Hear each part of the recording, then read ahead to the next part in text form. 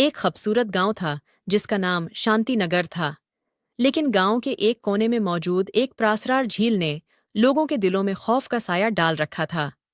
लोग कहते थे कि जो भी उस झील में तैरने जाता कभी वापस नहीं आता। गांव के बुजुर्गों का मानना था कि झील के अंदर कुछ तो है जो झील में आने वालों को शिकार करता है। एक दिन गांव का किसान रामो अपनी धोती बांधे झील के पास जाने की तैयारी कर रहा था। रामो की माँ उसे रोकती है। बेटा, इस झील के करीब मत जाओ। ये जगह मनहूस है। माँ, ये सब बस पुरानी कहानियां हैं। ऐसा कुछ नहीं होता।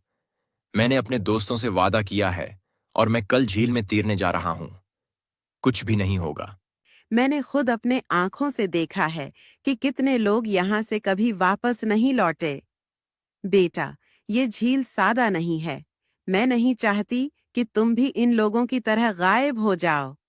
लेकिन रामू अपनी माँ की बात को संजीदा नहीं लेता और झील की तरफ जाने का इरादा करता है। अगले दिन रामू अपने दोस्तों के साथ झील के पास पहुंचता है।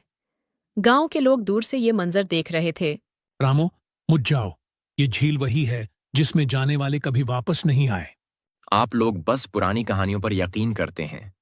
मैं वापस आऊंगा और तुम सबको दिखाऊंगा कि यहाँ कुछ भी खतरनाक नहीं है। रामू अपने दोस्तों की तरफ देखकर पानी में दाखिल होता है। रामू झील में तैरने लगता है। अचानक झील के पानी में एक अजीब सी हलचल होती है। पानी की सतह पर एक खूबसूरत चेहरा नमूदार होता है। वो मरमड्ड थी जिसका ऊपरी हिस्सा इंसान का था और नीचे से वो मछली की मानंद थी। उसकी आंखों में गहरी चमक और दलक्ष मुस्कुराहट थी। तुम तुम कौन हो? रामू, तुम मेरे जाल में आ चुके हो। क्या तुम्हें डर नहीं लगता? मैं इस झील की मुल्का हूँ और जो यहाँ आता है वो कभी वापस नहीं जाता। रामू खौफ से पीछे हटता है, लेकिन मरमड्ड ने उसे अपने जादुई जाल में जकड़ लिया।